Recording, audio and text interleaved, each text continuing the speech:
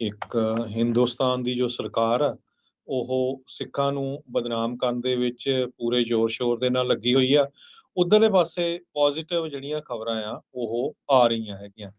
ਇੱਦਾਂ ਹੀ ਇੱਕ ਖਬਰ ਆਸਟ੍ਰੇਲੀਆ ਤੋਂ ਆ ਰਹੀ ਹੈਗੀ ਆ, ਜਿੱਥੇ ਇੱਕ ਸਿੱਖ ਟੈਕਸੀ ਡਰਾਈਵਰ ਜੋ ਹੈਗਾ ਆ, ਉਹ ਕਹਿੰਦੇ ਭਈ ਉਸਨੇ ਕਿਸੇ ਨੂੰ ਰਾਈਡ ਦਿੱਤੀ ਸੀ ਤੇ ਉਸ ਰਾਈਡ ਦੇ ਦੌਰਾਨ ਜੋ ਉਸਦੀ ਸਵਾਰੀ ਸੀ, ਉਹਨਾਂ ਨੇ $8,000 ਦੇ ਕਰੀਬ ਜੋ ਕੈਸ਼ ਸੀਗਾ, ਉਹ ਪਿੱਛੇ ਛੱਡ ਦਿੱਤਾ।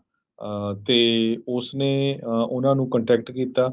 ਬਾਅਦ ਦੇ ਵਿੱਚ ਮੀਡੀਆ ਦੇ ਵਿੱਚ ਵੀ ਆਇਆ ਭਈ ਜੀ ਉਸਨੇ $8,000 ਮੋੜ ਦਿੱਤਾ ਹੈਗਾ। ਸੋ ਇੱਕ ਪੱਤਰਕਾਰ ਨੇ ਜਦੋਂ ਇਸ ਟੈਕਸੀ ਡਰਾਈਵਰ ਜਿਨ੍ਹਾਂ ਦਾ ਨਾਂ ਚਰਨਜੀਤ ਸਿੰਘ ਅਟਵਾਲ ਕਰਕੇ ਦੱਸਿਆ ਗਿਆ ਆ, ਮੈਲਬੌਰਨ ਆਸਟ੍ਰੇਲੀਆ ਦੇ ਵਿੱਚ ਇਹ ਟੈਕਸੀ ਦਾ ਬਿਜ਼ਨਸ ਕਰਦੇ ਆ।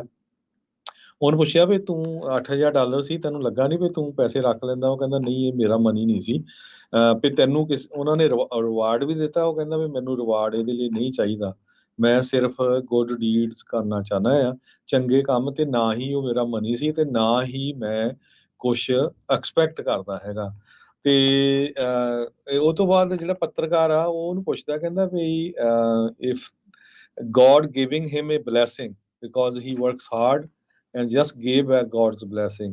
ਤੇ ਉਹਨੂੰ ਕਿਹਾ ਵੀ ਹਾਂ, ਮੈਂ ਤਾਂ ਆਲਰੇਡੀ ਬਲੈਸਡ ਹਾਂ, ਵੀ ਮੇਰੀ ਫੈਮਿਲੀ ਵੀ ਗੁੱਡ ਆ, ਮੇਰਾ ਬਿਜ਼ਨਸ ਵੀ ਠੀਕ ਆ, ਸਾਰਾ ਕੁਝ ਗੁੱਡ ਆ, ਤੇ ਰੱਬ ਮੈਨੂੰ 10 ਗੁਣਾ ਜ਼ਿਆਦਾ ਦਊਗਾ। ਸੋ ਇਹ ਸੁਣ ਕੇ ਜਿਹੜਾ ਆ ਪੱਤਰਕਾਰ ਬੜਾ ਹੈਰਾਨ ਹੋਇਆ। ਸੋ ਇਹ ਕਹਿੰਦਾ ਵੀ ਐਡੀ ਜਿਹੜੀ ਪੋਜ਼ਿਟਿਵ ਸਟੋਰੀ ਆ, ਉਸਨੇ ਫਿਰ ਇੰਸਟਾਗ੍ਰਾਮ ਤੇ ਟਵਿੱਟਰ ਤੇ ਪਾਈ। ਹੁਣ ਉਹ ਪੂਰੀ ਦੁਨੀਆ ਦੇ ਵਿੱਚ ਉਸ ਸਿੰਘ ਸਾਹਿਬ ਦੀ ਜਿਹੜੀ ਫੋਟੋ ਆ, ਪੂਰੀ ਘੁੰਮ ਰਹੀ ਹੈਗੀ ਆ ਵੀ ਕਿਸ ਤਰ੍ਹਾਂ ਉਸਨੇ ਬਹੁਤ ਵਧੀਆ ਕੰਮ ਕੀਤਾ ਵੀ ਜਿਹੜਾ ਇੱਕ ਸਵਾਰੀ ਦੇ ਜਿਹੜੇ ਪੈਸੇ ਆ ਉਹ ਵਾਪਸ ਕੀਤੇ। ਬਿਲਕੁਲ ਜੀ, ਦੇਖੋ ਚੜ੍ਹਦੀ ਕਲਾ ਦਾ ਪ੍ਰਤੀਕ ਆ ਤੇ ਸੰਤੁਸ਼ਟੀ ਆ, ਸਬਰ ਆ। ਚਰਨਜੀਤ ਸਿੰਘ ਅਟਵਾਲ ਵਰਗੇ ਮਿਹਨਤਕਸ਼ ਲੋਕ, ਇਹ ਸਟੋਰੀ ਆ ਜਿਹੜੀ ਅਸਲ ਦੇ ਵਿੱਚ ਜਿਹੜੇ ਲੋਕ ਆ ਕੇ ਮਿਹਨਤ ਕਰਦੇ ਆ ਤੇ ਇਸ ਤਰੀਕੇ ਦੀ ਖੂਨ ਪਸੀਨੇ ਦੀ ਕਮਾਈ ਦੇ ਵਿੱਚ ਉਹ ਵਿਸ਼ਵਾਸ ਕਰਦੇ ਆ, ਨਾ ਕਿ ਕਿਸੇ ਦਾ ਜਿਹੜਾ ਖੂਨ ਨਿਚੋੜਨ ਵਾਲੀ ਜਾਂ ਦਗਾ ਜਿਹੜਾ ਉਹ ਕਮਾਉਣ ਵਾਲੀ। ਸੋ ਇਦਾਂ ਦੀਆਂ ਸਟੋਰੀਆਂ ਹਰਜੋਤ ਸਿੰਘ ਜੀ ਪਹਿਲਾਂ ਵੀ ਕਈ ਹਜ਼ਾਰ ਡਾਲਰ ਜਿਹੜੇ ਇੱਦਾਂ ਸਿੱਖ ਟੈਕਸੀ ਡਰਾਈਵਰਸ ਆ ਉਹਨਾਂ ਨੇ ਵੀ ਵਾਪਸ ਕੀਤੇ, ਦੂਜਿਆਂ ਨੇ ਵੀ ਕੀਤੇ ਆ। ਪਰ ਇਹ ਆਪਣੀ ਕਮਿਊਨਿਟੀ ਦੇ ਨਾਲ ਜਿਹੜੇ ਹੋਏ, ਜਿੱਦਾਂ ਤੁਸੀਂ ਕਿਹਾ ਵੀ ਇੱਕ ਪਾਸੇ ਤਾਂ ਸਿੱਖਾਂ ਨੂੰ ਬਦਨਾਮ ਕਰਨ ਦੀ ਕੋਸ਼ਿਸ਼ ਆ, ਪਰ ਇੱਦਾਂ ਦੀਆਂ ਚੀਜ਼ਾਂ ਆਪਣੇ ਆਪ ਜਿਹੜੀਆਂ ਉਹ ਆਉਂਦੀਆਂ ਨੇ ਤਾਂ ਉਹ ਆ ਕੇ ਚੌਂਸ਼ ਫੇਰੇ ਇੱਕ ਚੜ੍ਹਦੀ ਕਲਾ ਦਾ ਤੇ ਇੱਕ ਬਹੁਤ ਹੀ ਵਧੀਆ ਪੋਜ਼ੀਟਿਵ ਗੁੱਡ ਨਿਊਜ਼ ਸਟੋਰੀ ਜਿਹੜੀ ਉਹ ਬਣ ਕੇ ਉੱਭਰਦੀ ਆ।